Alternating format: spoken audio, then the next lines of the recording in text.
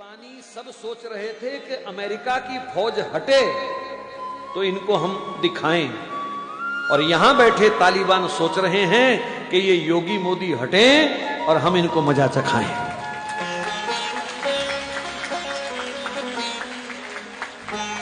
और अगर तुमने इनको खो दिया तो फिर अगले 50 साल तक, जब तक हमारी जिंदगी, मैंने इसलिए 50 बोला, जो बैठे हैं कोई 50 जिएगा, कोई 20 जिएगा, कोई 10 जिएगा, भगवान के हाथ है वो, तो सिवाय रोने के हमारे पास कुछ नहीं होगा, हाथ मल मल करके छाती पीटने के सिवाय हमारे पास कुछ नहीं होगा। मैं उनका पक्ष सिर्फ इसलिए लेता हूं कभी कभी क्योंकि इन्होंने हमारे धर्म की सेवा की है, इन्होंने निष्काम होकर के हमारे देश की सेवा की है। ये वंशवाद को लेकर के नहीं लड़ रहे, इन्होंने अपने बच्चों के नाम एफडीआं नहीं कराई हैं, इन्होंने कोई अपने 800 करोड़ के बंगले नहीं बनाए हैं, इन्होंने कोई इत्र की फैक्ट्रियां भी नहीं लगाई हैं।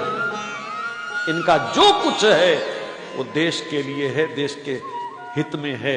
एक प्रधानमंत्री की मां और 10 बाई 10 के कमरे में रहती हो तो उस बंदे के तो चरण धो के पीने चाहिए हिंदू समाज को।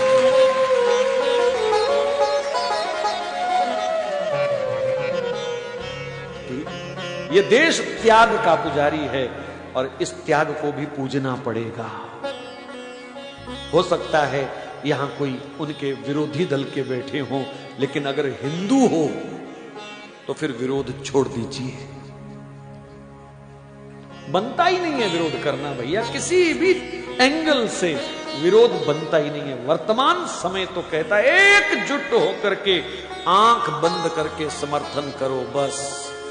जो मेरे देश के साथ खड़ा है, जो मेरे धर्म के साथ खड़ा है, जो रामकृष्ण के साथ खड़ा है, जो गाय माता के साथ खड़ा है, हमको उसी के साथ खड़े होना है, बस बात खत्म।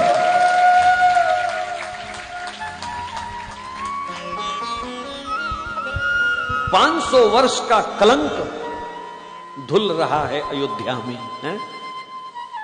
और फिर भी हम दूसरा कोई चिंतन दिमाग में लाएं तो ये बदकिस्मती के सिवाय और कुछ नहीं है।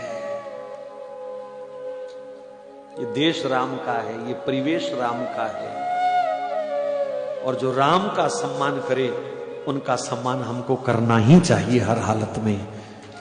कोई दूसरी राय नहीं है, बात खत्म। देश सुरक्षित है इन हाथों में और इन्हीं हाथों में रहना चाहिए, बात खत्म। बस हम तो एक ही प्रार्थना कर रहे हैं कि जब चाय वाला जाए तो गाय वाला आए, बस।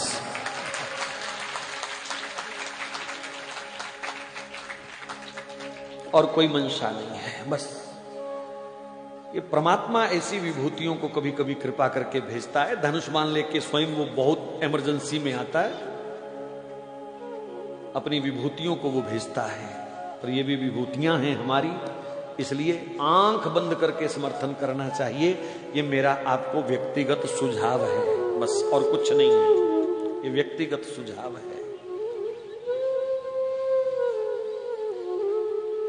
देश विदेश में बहुत लोग कथा को सुन रहे हैं, लाइव भी सुन रहे हैं, बाद में भी सुनेंगे।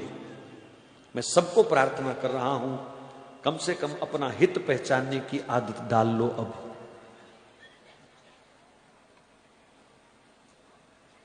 ऐसा अवसर दोबारा नहीं आएगा हमारे पास।